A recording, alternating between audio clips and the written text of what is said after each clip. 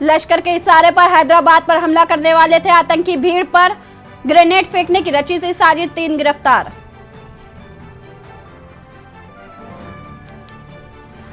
प्रधानमंत्री नरेंद्र मोदी का आज कर्नाटक दौरा, कई कार्यक्रमों में होंगे शामिल। बेंगलुरु में भारत ऊर्जा सप्ताह का करेंगे उद्घाटन।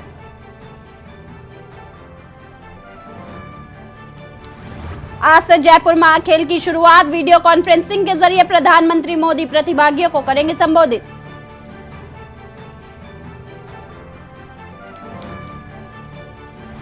मुख्यमंत्री योगी का दिल्ली और आगरा दौरा, आज शाम 6 बजे दिल्ली पहुंचेंगे सीएम।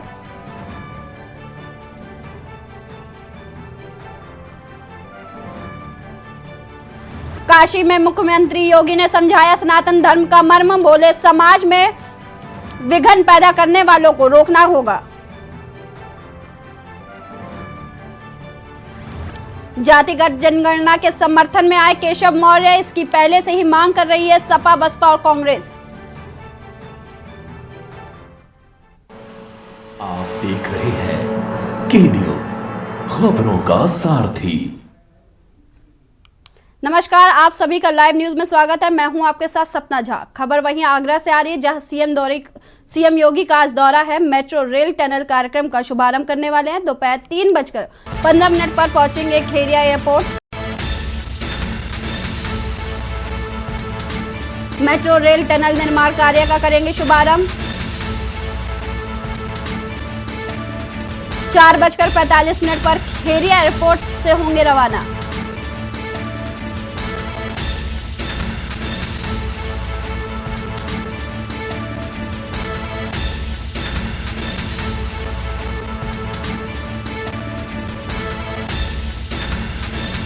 सीएम योगी का आगरा दौरा आज।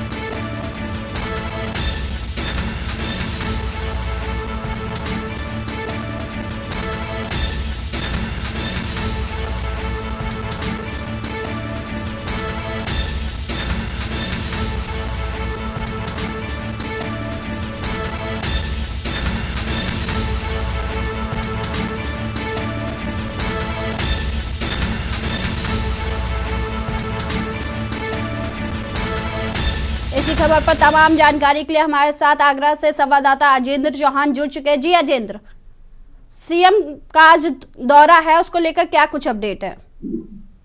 सपना, सुबह से मुख्यमंत्री योगी आदित्यनाथ आज आगरा आ रहे हैं और आगरा में आपको बता दें कि आगरा में उनका 1 घंटे का कार्यक्रम है।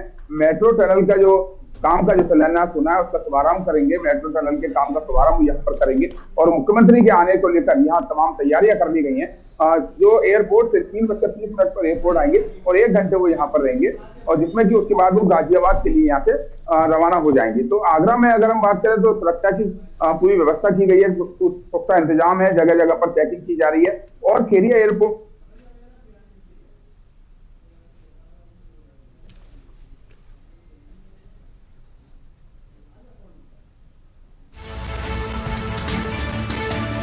टेक्निकल इशू के चलते हमारा संपर्क अजेंद्र जी से टूट।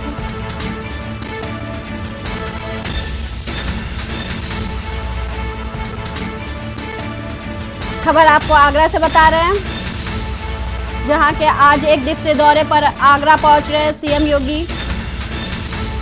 4:45 पर खेरिया एयरपोर्ट से रवाना होंगे। आपको बता दें सीएम योगी का आज आगरा दौरा। मेट्रो रेल टनल कार्यक्रम का करेंगे शुभारंभ।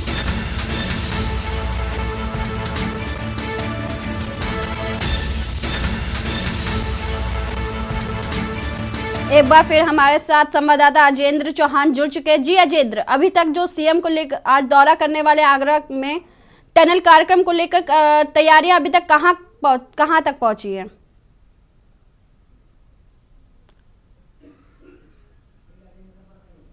हमारा संपर्क अजेंद्र जी से नहीं हो पा रहा है। वहीं खबर आपको आगरा से बता रहे हैं, जहां आगरा के दौरे पर सीएम योगी।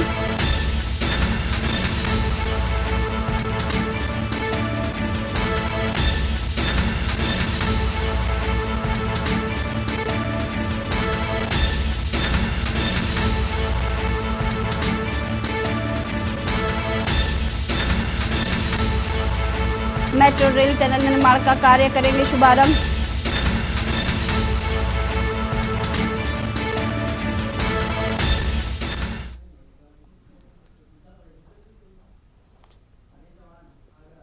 आगरा से हमारे साथ अजेंद्र चौहान जुड़ चुके हैं। जी अजेंद्र, टनल निर्माण कार्य को लेकर अभी तक क्या कुछ तैयारियां की गई हैं और कौन कौन अभी तक वहां पहुंच चुका है कार्यक्रम में? सपना, देखिए जिस तरह से मुख्यमंत्री योगी आदित्यनाथ का आज आगरा दौरा है, 1 घंटे का यहाँ पर उनका कार्यक्रम है। 3:15 पर वो यहाँ पर आएंगे और उसके बाद 1 घंटे यहाँ पर रहेंगे। जो उनका कार्यक्रम है, आपको बता दें कि मेट्रो टनल का काम का वहाँ कार्य का शुभारंभ वो करेंगे। और मेट्रो की अगर हम बात करें तो ताजनगरी आगरा में मेट्रो परियोजना का उद्घाटन पहले ही हुआ और यहाँ पर काफी तेजी से काम चल रहा है। तमाम एरिया की यहाँ मेट्रो की लाइन दिख चुकी है, लेकिन जिस तरह से टनल का काम शुरू होना है तो इसके काम का जो शुभारंभ करने के लिए सूबे के मुखिया योगी आदित्यनाथ आए। और अगर बात करें वहां पर कौन कौन पहुंच चुका है, तो तमाम पुलिस के आला अधिकारी यहाँ पर हैं। खेरी हवाई अड्डे से लेकर जो हथियार रोड पर जो टनल का काम शुरू होगा, यहाँ पर तमाम पुलिसकर्मी मौजूद है। सुरक्षा के पूरे पुख्ता इंतजाम कर दिए गए हैं। अगर बात करें यहाँ पर तमाम प्रशासनिक अधिकारी हैं, वो भी तैयारियों का जायजा ले रहे हैं। देर रात तक भी यहाँ पर सूबे के मुखिया के आगमन था, तमाम फ्लोर पर साफ सफाई का काम चल रहा था। तमाम यहाँ पर जो भी काम होने से सड़कों से लेकर सफाई तक को पूरे इंतजाम कर लिए गए, क्योंकि सूबे के मुखिया का आगमन है। और यहाँ पर तमाम जो विधायक और सांसद हैं, उनकी मौजूदगी की बात कही जा रही है। और 1 घंटे यहाँ रहने के बाद वो यहाँ से गाजियाबाद के लिए चले जाएंगे। जी, तमाम जानकारी के लिए शुक्रिया अजेंद्र। खबर आपको हम आगरा से बता रहे हैं, जहां के 1 दिवसीय दौरे पर सीएम योगी आदित्यनाथ है। इस दौरान मेट्रो रेल टनल का उद्घाटन करेंगे सीएम योगी।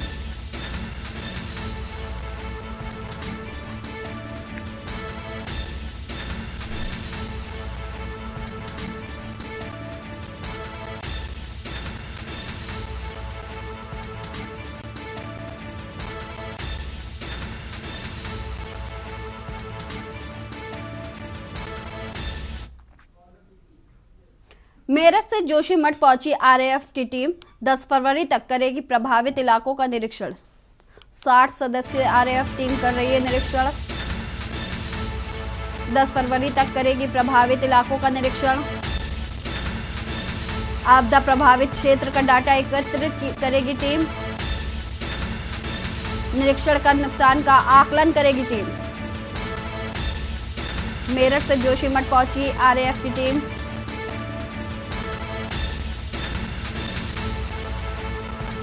निरीक्षण कर नुकसान का आकलन करेगी टीम।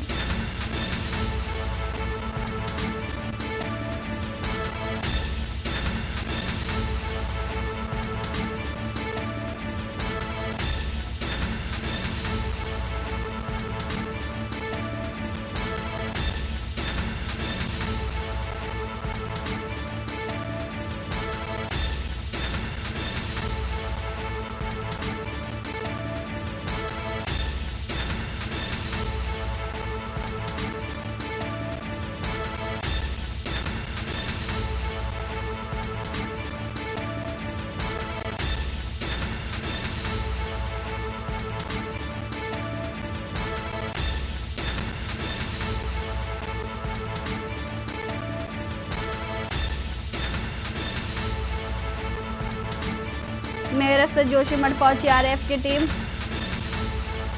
10 फरवरी तक करेगी प्रभावित इलाकों का निरीक्षण।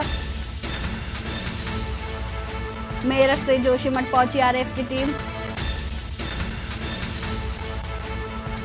10 फरवरी तक करेगी प्रभावित इलाकों का निरीक्षण। 60 सदस्यीय आरएएफ टीम कर रही है निरीक्षण।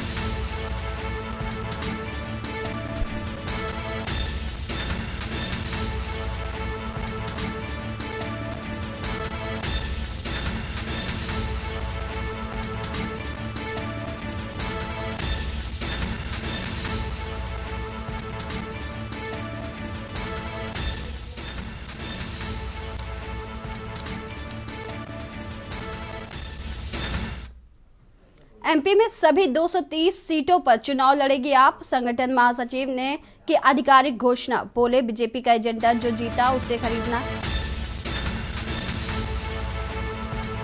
संगठन महासचिव ने भोपाल में की घोषणा।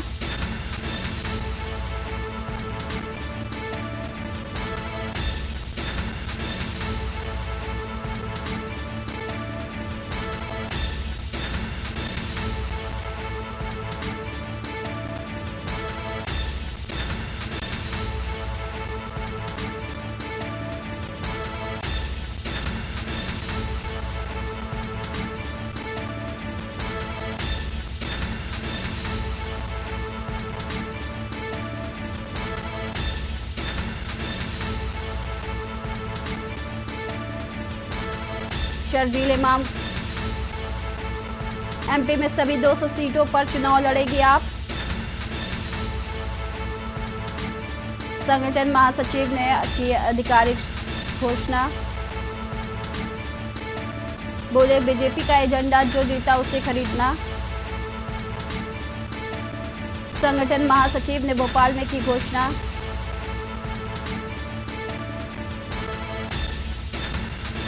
एमपी में सभी 230 सीटों पर चुनाव लड़ेगी आप। संगठन महासचिव ने की आधिकारिक घोषणा।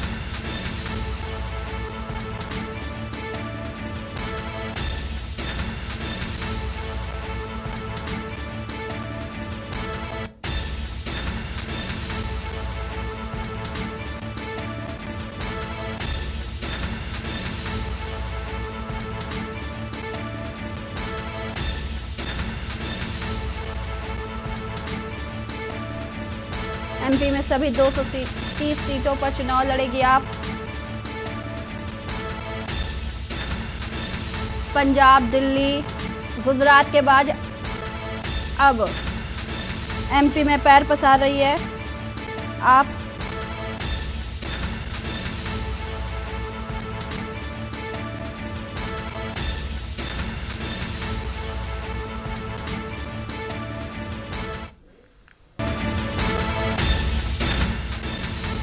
आम आदमी पार्टी ने मध्य प्रदेश में विधानसभा चुनाव में सभी सीटों पर चुनाव लड़ने का ऐलान किया है।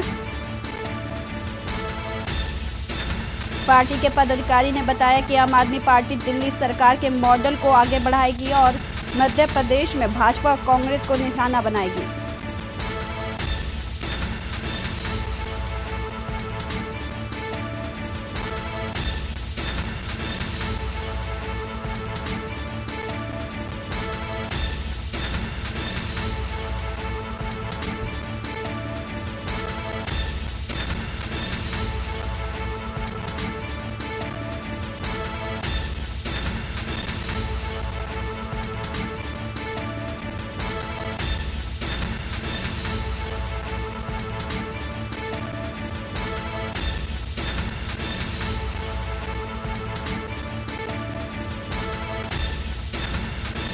इसी खबर पर तमाम जानकारी के लिए हमारे साथ भोपाल से संवाददाता सुनील मालवीय जुड़ चुके हैं। जी सुनील, जैसे कि आपने एमपी की सभी 230 सीटों पर चुनाव लड़ने का ऐलान किया है, कि इसको लेकर क्या कुछ रणनीति तैयार की है?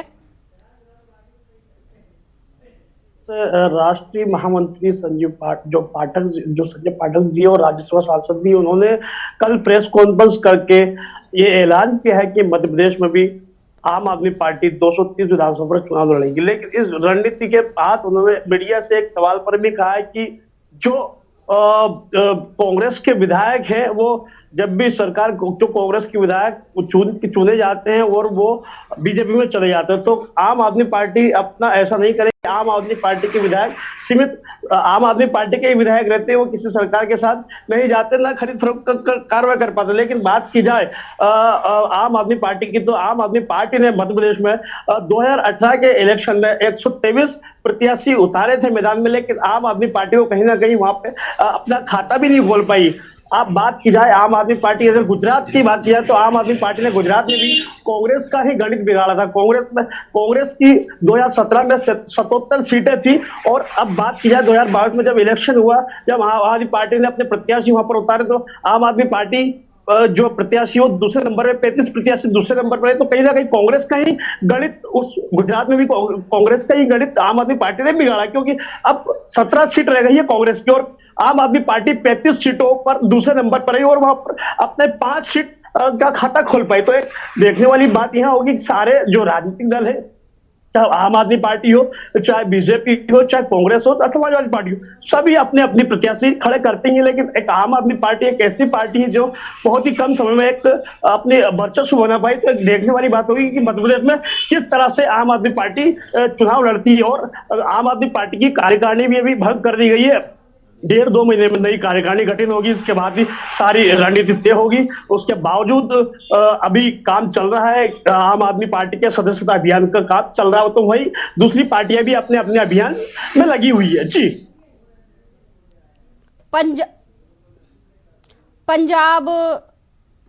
पंजाब, दिल्ली और गुजरात में अच्छा प्रदर्शन करने के बाद आपका क्या कुछ मुद्दा रहेगा एमपी में चुनाव लड़ने के लिए? जी जी बिल्कुल, पंजाब में अच्छा प्रदर्शन कर पाइए आप, दिल्ली में भी अच्छा, गुजरात में भी अच्छा, तो कहीं ना कहीं मध्य प्रदेश की बात किया तो मध्य प्रदेश में आप जो समीकरण जो बिगाड़ेगी वो कहीं ना कहीं कांग्रेस के समीकरण बिगाड़ना तय है। क्योंकि जो अगर बात की जाए गुजरात मॉडल की, तो गुजरात मॉडल में भी जो पंजाब मॉडल में भी, अगर पंजाब मॉडल में भी आम आदमी को सफलता मिली तो कहीं ना कहीं जो गणित सारे बिगाड़े हैं तो कहीं ना कहीं दोनों ही पार्टी के बिगाड़े। लेकिन इसमें सबसे ज्यादा नुकसान कांग्रेस को देखने को मिला और आम आदमी पार्टी की रणनीति शुरू हो चुकी है मध्य प्रदेश में। और आम आदमी पार्टी का एक महापौर भी है मध्य प्रदेश में, जो मध्य प्रदेश का सिंगरौली, बात करिए मध्य प्रदेश के सिंगरौली में, तो आम आदमी पार्टी की एक महापौर भी यहाँ पर मौजूद है। तो कहीं ना कहीं बात की जाए 2023-24 के चुनाव में एक महत्वपूर्ण भूमिका आम आदमी पार्टी निभा सकती है। और कहीं भी जो भी राजनीतिक दल है, जो भी कहीं राजनीतिक दल ऐसा है जिनका समीकरण आम आदमी की पार्टी बिगाड़ सकती है, आम आदमी पार्टी के प्रत्याशी बिगाड़ सकते हैं। तो कहीं ना कहीं जो सारे मुद्दे हैं, आम आदमी पार्टी के जो राज्यसभा सांसद हैं और जो वो आए थे और उन्होंने प्रेस कॉन्फ्रेंस करके कहा कि हमारी जो पार्टी है, हम सिर्फ हमारे जो चुने गए विधायक है वो हम नहीं, जो विधायक हमारे सीमित विधायक रहते नहीं किसी पार्टी में जाते हैं वो। तो एक देखने वाला विषय हो कि किस प्रकार से मध्य प्रदेश में 2000 आने वाले जो चुनाव में आम आदमी पार्टी को क्या राहत मिलती है, जनता किस प्रकार आम आदमी पार्टी को भुनाती है, आम आदमी पार्टी किस प्रकार मतदाताओं को लुभाती है, देखने वाला विषय होगा। जी सुनील, जैसे कि आपने बताया कि आप आम आदमी पार्टी कांग्रेस का गणित बिगाड़ रही है, क्या आप यहाँ पर कांग्रेस को खत्म करना चाहते? क्या कांग्रेस का यहाँ पर गुजरात जैसा हाल होगा? जी बिल्कुल, देखिए कयास राजनीतिक गलियारों में कयास लगाए जा सकते हैं कि क्योंकि जो भी हमने हमारे दर्शकों ने जो देखा, जो गुजरात जो चुनाव हुए, गुजरात में जो चुनाव उसका रिजल्ट जो सामने आया, तो कहीं ना कहीं जो गणित बिगड़े हैं वो सारे गणित कहीं ना कहीं, एक तो ओवैसी पार्टी और आम आदमी पार्टी ने कहीं ना कहीं कांग्रेस के गणित बिगाड़े। तो अगर बात की जाए, अगर राजनीतिक गलियारों में चर्चा का विषय बना हुआ अगर गुजरात पैटर्न की बात की है, तो कहीं ना कहीं मध्य प्रदेश में भी कांग्रेस पार्टी को नुकसान होता हुआ नजर आएगा। लेकिन ये तो देखने वाली बात हो कि मतदाता किस ओर रुझान करते हैं। जी शुक्रिया तमाम जानकारी के लिए सुनील जी। खबर हम बता रहे हैं आपको भोपाल एमपी से, जहां सभी 200 सीटों पर चुनाव लड़ेगी आम आदमी पार्टी।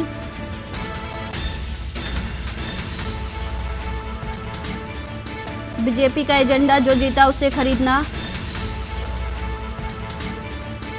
संगठन महासचिव ने भोपाल में की घोषणा, एमपी में सभी 230 सीटों पर चुनाव लड़ेगी आप। संगठन महासचिव ने की आधिकारिक घोषणा।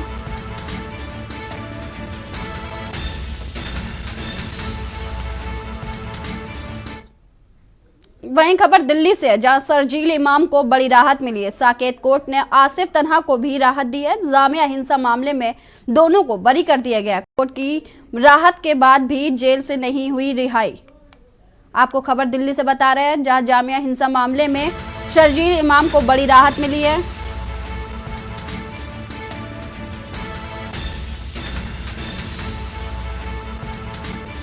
शर्जील इमाम को बड़ी राहत। साकेत कोर्ट ने आसिफ तन्हा को भी किया बरी।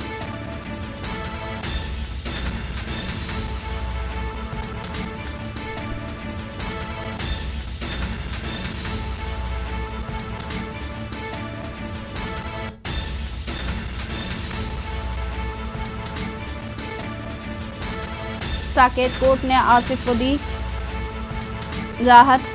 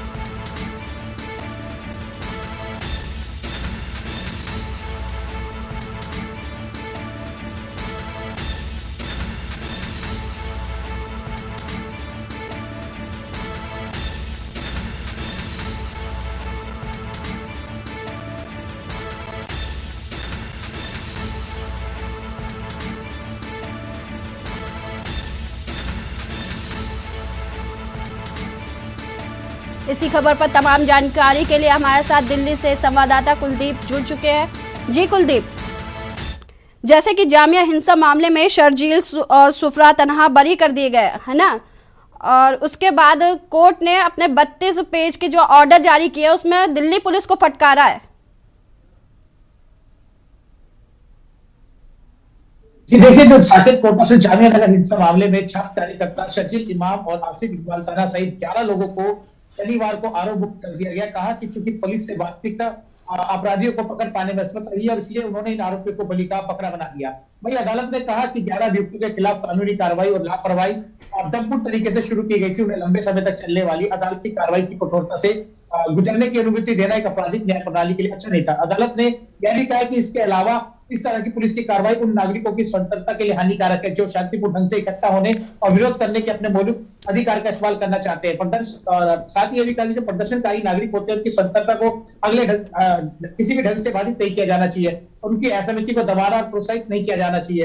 वही अदालत ने कहा कि विरोध के स्वर, भाषण और अभिव्यक्ति की स्वतंत्रता के मौलिक अधिकार का विस्तार था। जो इन लोगों ने धरना दिया, पुलिस के पास इनके खिलाफ कोई भी पर्याप्त साक्ष्य सबूत नहीं थे, इसलिए मोहम्मद इलियास को छोड़कर सभी आरोपियों को उन अपराधों से आरोपियों से आरोप मुक्त कर दिया गया। फिलहाल जो शर्जील इमाम है उनको फिलहाल जेल में रहना पड़ेगा, क्योंकि पूर्वोत्तर दंगे के अंदर भी उनका एक नाम था, जहां इस दिल्ली के अंदर जब दंगे होते हैं उसको लेकर उनकी अभी जांच चल रही है, जिसको लेकर उन्हें कुछ समय और अभी जेल में रहना पड़ता है। जी कुलदीप, पुलिस की इस तरह की लापरवाही और 3 साल में आरोपियों की पहचान ना कर पाना दिल्ली पुलिस की नाकामी दर्शा रही है। देखिए, कोर्ट ने 7 वर्ष से पुलिस को कहा है कि जब उन्होंने इस तरह के झूठे आरोप दायर करने से बचा जाना चाहिए था, जिनकी भूमिका केवल एक विरोध का हिस्सा बनने तक सीमित थी। अदालत ने अपने आदेश में यह भी कहा है कि इस तथ्य को ध्यान में रखते हुए सरकार को मामला पर्याप्त साक्ष्य से रहित था, इसलिए जो मोहम्मद इलियास उसको छोड़कर इनको बरी कर दिया। बाकी जिनके लिए इन्हें इस मामले में आरोपी बनाया गया था, अदालत ने कहा कि इलियास था वो तो कुछ जलते हुए टायर फेंक के दिखाया गया। पुलिस ने जो 13 दिसंबर 2019 को जब जामिया के अंदर हिंसा भड़की उसके लिए बाद प्राथमिकता दर्ज की, वही उसके बाद 21 अप्रैल 2020 को मोहम्मद इलियास के खिलाफ पहला पूरक आरोप पत्र दाखिल किया गया। वहीं जब पुलिस ने जो 12 जनवरी को इन 11 आरोपियों के खिलाफ दूसरा पूरक पत्र दायर किया, वही पुलिस ने जब अपनी छवि बचाने के लिए जो बिना सबूत के आधार पर इन सभी जो आरोपी है इनको जो 11 अभियुक्त है इनको आरोपी बनाया, जिसके बाद पुलिस को इनके खिलाफ कोई भी सबूत नहीं मिला। वही अदालत ने यह भी कहा कि इन आरोपियों के खिलाफ कोई चश्मदीद गवाह नहीं है, इसलिए पुलिस के दावे की पुष्टि कर सके कि आरोपी व्यक्ति अपराध करने में शामिल था या इसने किसी भी ऐसा क्षेत्र में विरोध प्रदर्शन हुआ व किसी प्रकार की भी निषेध आज्ञा नहीं थी। अदालत ने इलियास के खिलाफ आरोप जो इलियास जो आरोपी है उसके खिलाफ 10 अप्रैल को तारीख मुकर्रर की है, और बाकी जो आरोपी है 11 के खिलाफ किसी भी प्रकार का कोई भी सबूत नहीं मिला है। वही पुलिस ने कोई यह भी फटकार लगाई है कि आपको इसके लिए जो टेक्निकल सर्विलेंस और खुफिया जानकारी जुटानी चाहिए थी। पुलिस ने आनंद फानन के अंदर ये अपनी जान बचाने के लिए सभी जो युवक थे इनको आरोपी बनाकर कोर्ट ने जो कोर्ट के तरफ पेश करके इनको 3 साल जो जेल में रहना पड़ा, उसका जिम्मेवार कौन होगा। जी शर्जील के साथ साथ एक आरोपी को और बरी किया है, उन पर क्या कोर्ट ने टिप्पणी की और किन धाराओं में उनको मुक्त किया है? देखिए, जो वास्तविक अपराधियों को पकड़ने में जो पुलिस असमर्थ थी, तो जो पुलिस ने इन आरोपी को बलि का बकरा बना दिया था। वही जो शर्जील इमाम और आसिफ इकबाल ताना और जो 11 लोग थे, जिसके अंदर कुछ आसिफ ताना, सफूर दरगार, मोहम्मद कासिम, महमूद अनवर, रजा खान, मोहम्मद अब्दुल शोएब, तमाम ऐसे लोग थे जिनको जो 2019 में सीए के खिलाफ प्रदर्शन कर रहे थे। वही इससे जब पुलिस के बीच इनके बीच में झड़प हुई तो भड़की हिंसा के बाद में प्राथमिकता दर्ज की गई। वही न्यायाधीश ने कहा, माना जा सकता है कि घटनास्थल पर बड़ी संख्या में प्रदर्शनकारी थे, लेकिन भीड़ में असामाजिक तत्व जो तबाही का माहौल बना सकते थे। हालांकि विवादास्पद सवाल बना हुआ है, क्या इन आरोपी व्यक्तियों की मिली भगत की कोई प्रथम दृष्टया का कोई प्रमाण अभी पुलिस के पास नहीं है। यह कहकर कोर्ट ने इन आरोपियों को बरी कर दिया। जी शुक्रिया तमाम जानकारी के लिए कुलदीप जी। खबर हम आपको दिल्ली से बता रहे हैं, जहां कोर्ट ने शर्जील को बड़ी राहत दी है।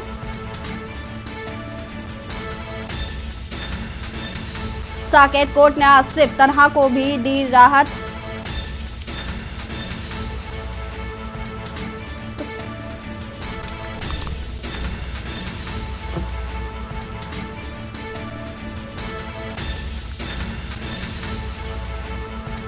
आ रहे हैं, मैं हूं आपके साथ सोनी चौहान। खबरों की शुरुआत करें। इसी बीच बड़ी खबर पाकिस्तान मीडिया के हवाले से मिल रही है। इस वक्त की बड़ी और अहम खबर आप तक पहुंचा रहे हैं। पूर्व राष्ट्रपति परवेज मुशर्रफ का निधन बेहद दुखद। दुबई अस्पताल में भर्ती कराया गया था और वहीं पर अंतिम सांस ली। कई दिनों से दरअसल आपको बता दें बीमार चल रहे थे, इलाज के लिए भर्ती भी कराया गया। पाक मीडिया के हवाले से बड़ी खबर आ रही है, परवेज मुशर्रफ का निधन। तो पूर्व राष्ट्रपति हैं जिनका निधन इलाज के दौरान, दुबई अस्पताल में इलाज भी चल रहा था और इसी दौरान मौत हो गई। तो बेहद दुखद खबर पाक मीडिया के हवाले से बड़ी खबर है। पूर्व राष्ट्रपति परवेज मुशर्रफ का निधन इलाज के दौरान, लंबे अरसे से बीमार चल रहे थे और आज अंतिम सांस ली।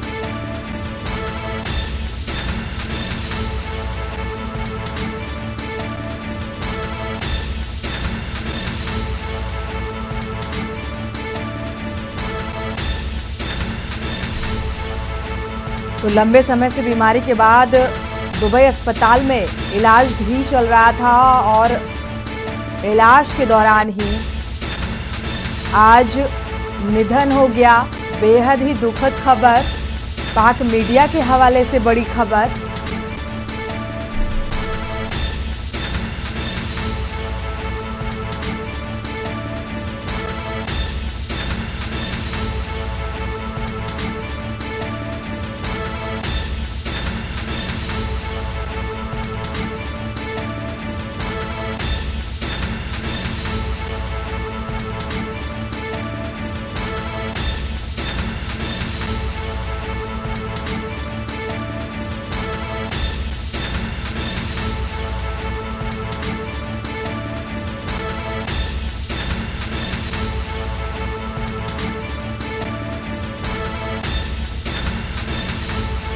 तो बेहद दुखद रहा। पूर्व राष्ट्रपति परवेज मुशर्रफ अब नहीं रहे। दुबई में इलाज के दौरान दुबई अस्पताल में अंतिम सांस ली। पाकिस्तान मीडिया हवाले से ये बड़ी खबर है और दुखद भी।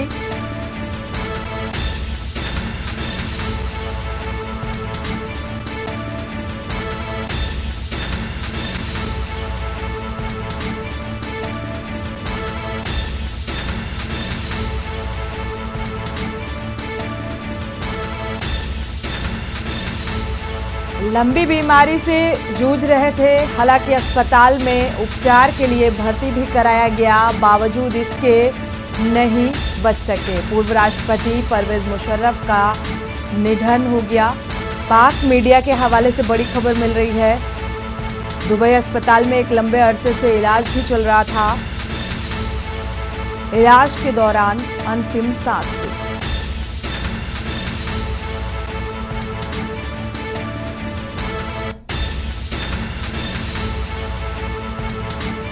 पूर्व राष्ट्रपति परवेज मुशर्रफ की जो हालत थी उसको देखते हुए अस्पताल में भी भर्ती कराया गया।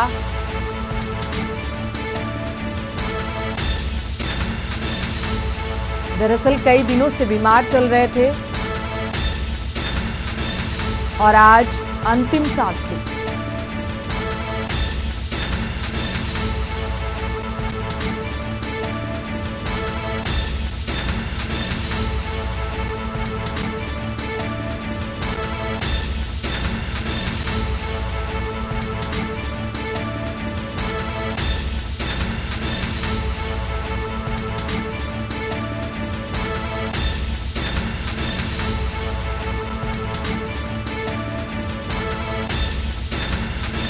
तो आपको बता दें बड़ी खबर और बेहद दुखद खबर, पाकिस्तान के पूर्व राष्ट्रपति परवेज मुशर्रफ का निधन हो गया है। पाकिस्तान मीडिया ने सूत्रों के हवाले से ये खबर आ रही है। लंबे अरसे से बीमार चल रहे थे, दुबई के अस्पताल में इलाज भी जारी था।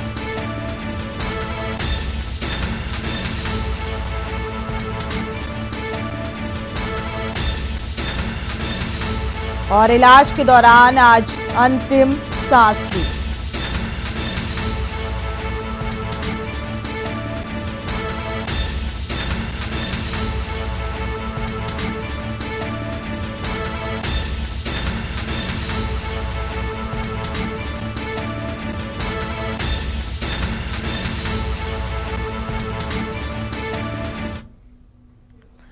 बढ़ते आगे, जिला कोर्ट ने मानहानि के मामले में दिग्विजय सिंह को जमानत दी है। बीजेपी के प्रदेश अध्यक्ष वीडी शर्मा ने पूर्व मुख्यमंत्री दिग्विजय सिंह के खिलाफ मानहानि का केस दर्ज कराया था। शर्मा का आरोप था कि दिग्विजय सिंह ने 4 जुलाई 2014 को इलेक्ट्रॉनिक और प्रिंट मीडिया के सामने उनके खिलाफ आरोप लगाते हुए कहा था कि वीडी शर्मा एबीवीपी के महामंत्री रहे हैं। उनके द्वारा व्यापम घोटाले में बिचौलिए का काम किया गया और इससे उनकी छवि आम लोगों में धूमिल हुई है। कोर्ट ने 5 दिसंबर 2022 को धारा 500 के तहत दिग्विजय सिंह पर केस दर्ज किया है।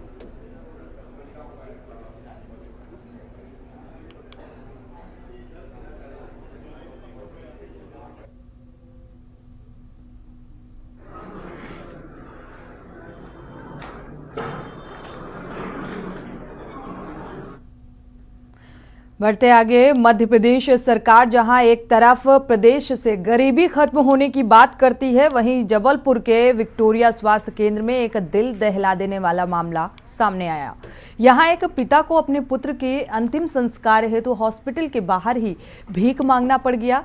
वहीं जबलपुर में गरीब नवाज कमेटी के सदस्यों को जब इस बात की जानकारी लगी तो उन्होंने आनन फानन में आकर उस शव का अंतिम संस्कार विधि विधान के साथ कराया। समझने की बात तो ये रहती है कि सत्ता पर चाहे कोई भी हो, लेकिन भुगतान तो गरीबों को ही करना पड़ता है। कोई भी सहारा सरकार से नहीं मिलता।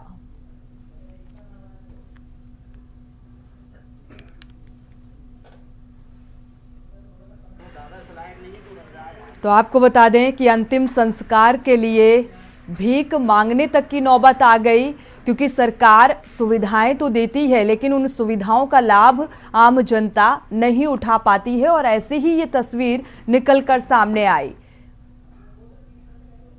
तो गरीब नवाज कमेटी ने हालांकि विधि विधान के साथ दाह संस्कार कराया, लेकिन गरीब को अंतिम संस्कार के लिए सड़क पर आना पड़ गया।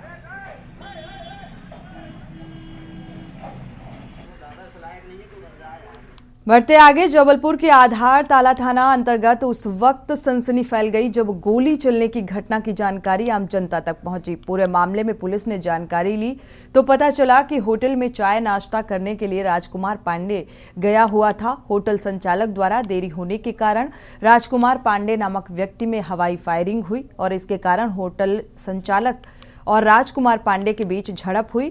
पुलिस के बताए अनुसार पूरे मामले की जांच की जा रही है। दोषी पाए जाने वाले आरोपी के ऊपर मामला भी दर्ज किया गया है।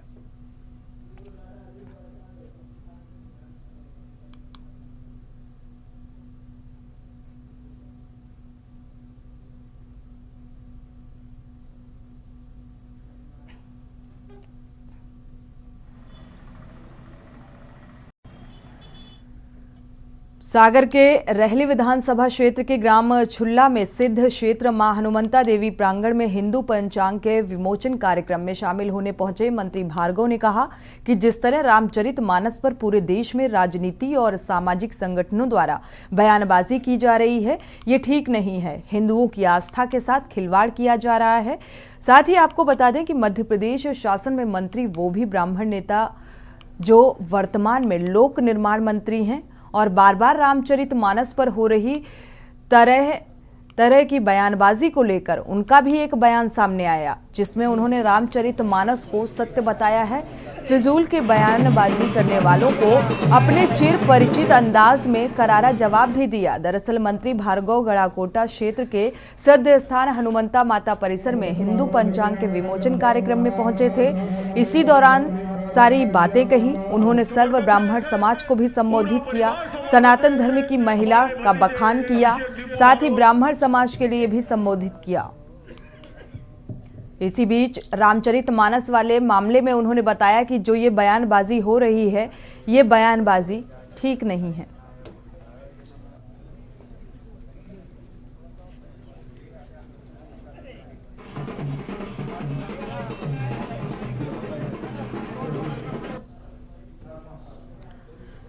रुक करते हैं अगली खबर का। राजनांदगांव जिले के ग्राम मांडीपुर में कांग्रेस द्वारा विशाल किसान सम्मेलन कार्यक्रम और नवीन जिला सहकारी केंद्रीय बैंक के शाखा का उद्घाटन कार्यक्रम आयोजित किया गया, जिसमें 129 किसान का सम्मान किया गया। कार्यक्रम में मुख्य अतिथि के तौर पर छत्तीसगढ़ अपेक्स बैंक के अध्यक्ष बैजनाथ चंद्राकर, जिला सहकारी केंद्रीय बैंक के अध्यक्ष नवाज खान सहित बड़ी संख्या में कांग्रेस कार्यकर्ता, पदाधिकारी और ग्रामीण किसान मौजूद रहे।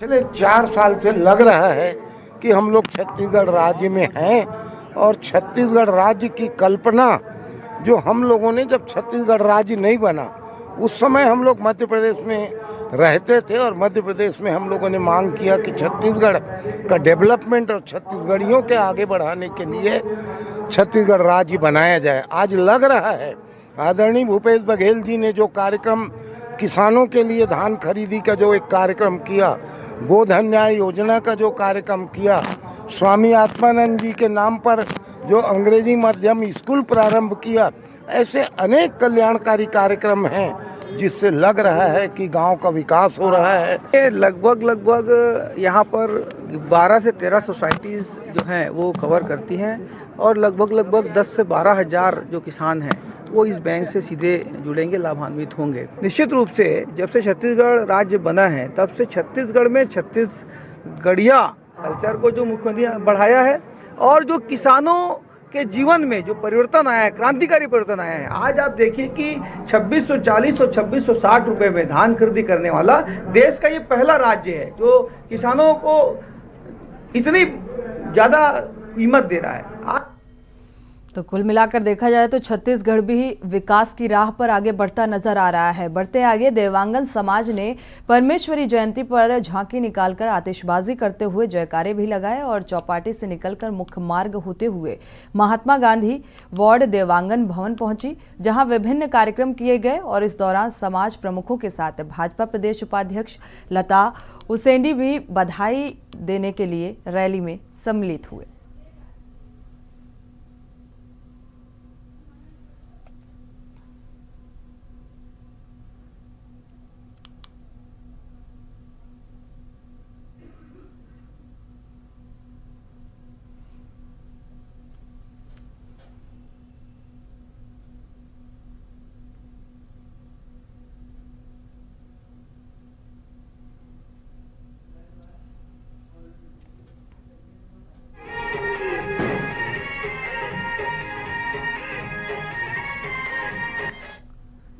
रुक करते हैं अगली खबर का। लक्ष्मणगढ़ में परिवहन विभाग द्वारा परिवहन इंस्पेक्टर रविंद्र झुरिया के नेतृत्व में लक्ष्मणगढ़ उपखंड मुख्यालय पर मुख्य बस स्टैंड से होकर नहीं गुजरने वाले यात्री वाहनों पर कार्रवाई को अंजाम दिया गया, चालान काटे गए। परिवहन इंस्पेक्टर रविंद्र झुरिया ने बताया कि आज उपखंड मुख्यालय के बस स्टैंड में से ना होकर गुजरने वाले यात्री वाहनों पर मोटर व्हीकल एक्ट के तहत कार्रवाई की जा रही है और साथ ही ये भी बताया कि लक्ष्मणगढ़ का बस स्टैंड बेहतरीन बस स्टैंड है, इससे उसका भी सदुपयोग हो सकेगा। झुरिया ने बताया कि सुबह से दर्जनों बसों के चालान काटे जा चुके हैं।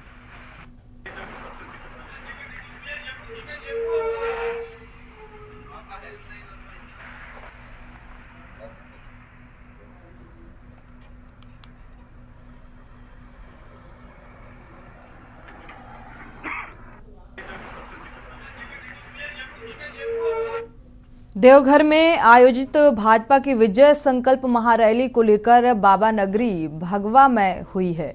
देश के प्रधानमंत्री नरेंद्र मोदी, गृह मंत्री अमित शाह, राष्ट्रीय अध्यक्ष जेपी नड्डा, भाजपा प्रदेश अध्यक्ष दीपक प्रकाश, विधायक दल के नेता सह पूर्व मुख्यमंत्री बाबूलाल मरांडी और राष्ट्रीय उपाध्यक्ष सह पूर्व मुख्यमंत्री रघुवर दास, केंद्रीय मंत्री अर्जुन मुंडा, अन्नपूर्णा देवी, सांसद निशिकांत दुबे, सुनील सोरेन, विधायक सह जिलाध्यक्ष नारायण दास, अनंत ओझा, रणधीर सिंह, अमित मंडल सहित सांसदों और विधायकों एवं बड़े नेताओं के पोस्टर बैनर लगाए गए। शहर के हर चौक चौराहे पर पार्टी के झंडों से शहर को दुल्हन की तरह सजाया गया। भाजपा प्रदेश अध्यक्ष दीपक प्रकाश और संगठन महामंत्री कर्मवीर सिंह ने कार्यक्रम स्थल का निरीक्षण भी किया। भाजपा झारखंड प्रदेश अध्यक्ष, संगठन महामंत्री सह राज्यसभा सांसद और अन्य ने विजय संकल्प महारैली कार्यक्रम स्थल पहुंचकर तैयारियों की समीक्षा भी की।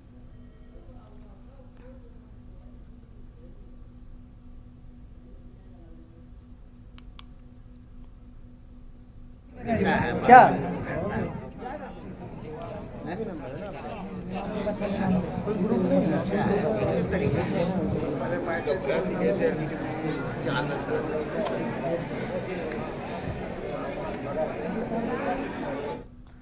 और इसी बीच बड़ी खबर दिल्ली से मिल रही है। प्रधानमंत्री मोदी ने रविदास जयंती पर शुभकामनाएं दी है। पीएम ने संत रविदास की जयंती पर नमन किया, साथ ही शुभकामनाएं भी दी। तो प्रधानमंत्री नरेंद्र मोदी ने संत रविदास की जयंती पर उन्हें नमन करते हुए लोगों को शुभकामनाएं भी दी।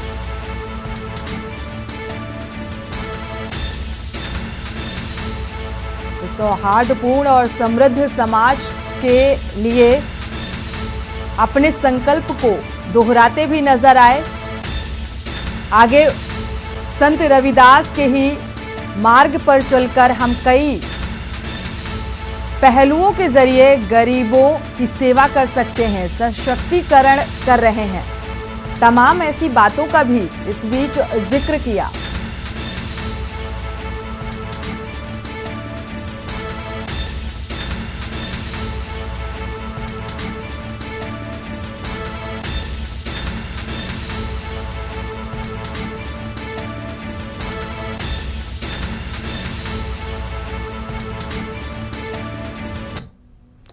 और इसी बीच एक और बड़ी खबर दिल्ली से। उप मुख्यमंत्री मनीष सिसोदिया प्रेस कॉन्फ्रेंस करेंगे। दोपहर करीब 12 बजे मनीष सिसोदिया ये प्रेस कॉन्फ्रेंस करेंगे और इसके बाद उप मुख्यमंत्री मनीष सिसोदिया की ये प्रेस कॉन्फ्रेंस में क्या कुछ अहम होने वाला है, फिलहाल ये देखने वाली बात होगी। 12 बजे प्रेस कॉन्फ्रेंस होगी। क्या इस प्रेस कॉन्फ्रेंस के दौरान चुनावी रणनीति को लेकर कोई चर्चा निकलकर सामने आती है? क्या कुछ रहेगा इस प्रेस कॉन्फ्रेंस में?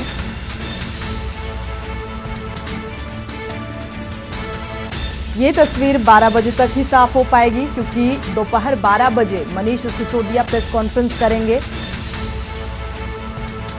किन किन अहम मुद्दों को लेकर, पहलुओं को लेकर ये प्रेस कॉन्फ्रेंस रखी गई है,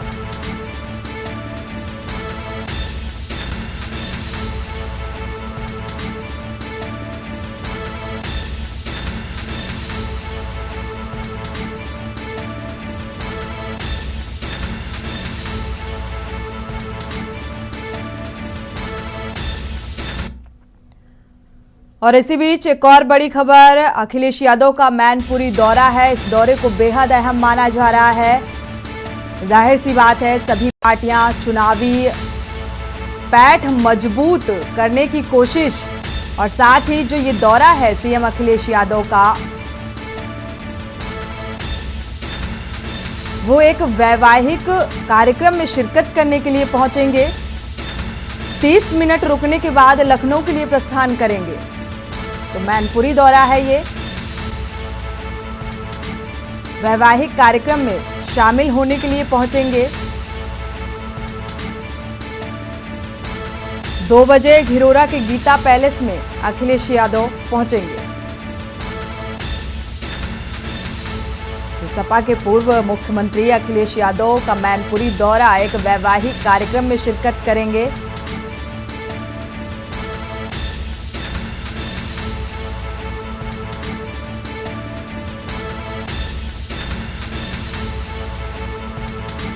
करीब इस कार्यक्रम में आधा घंटे तक रुकने की भी खबर है और इसके बाद लखनऊ के लिए वापस प्रस्थान करेंगे।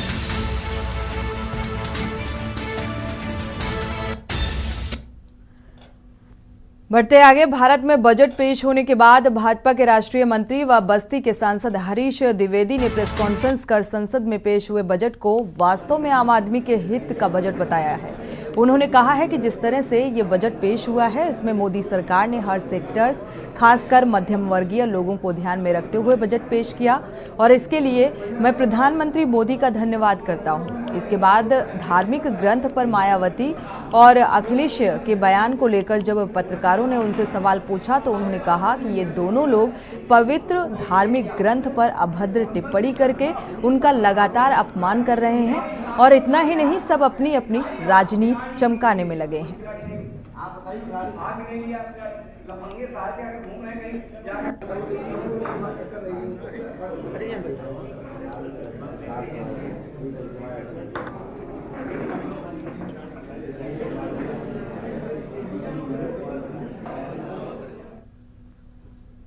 फर्रुखाबाद जनपद के कायमगंज तहसील सभागार में जिलाधिकारी संजय कुमार सिंह की अध्यक्षता में संपूर्ण समाधान दिवस का आयोजन किया गया। संपूर्ण समाधान दिवस के दौरान जिला पंचायत अध्यक्ष मोनिका यादव, जिलाधिकारी संजय कुमार सिंह, पुलिस अधीक्षक अशोक कुमार मीणा, एसडीएम संजय कुमार सिंह और सीओ सोहराब आलम ने फरियादियों की समस्याएं भी सुनी। संपूर्ण समाधान दिवस के दौरान फरियादियों द्वारा दिए गए 198 प्रार्थना पत्रों में से 21 प्रार्थना पत्रों को मौके पर ही निस्तारित किया गया। बाकी बचे प्रार्थना पत्र संबंधित विभाग के अधिकारियों को सौंप दिए गए हैं। गुणवत्तापूर्वक व त्वरित निस्तारण करने के अधिकारियों को जिला अधिकारी संजय कुमार सिंह ने कड़े निर्देश दिए हैं।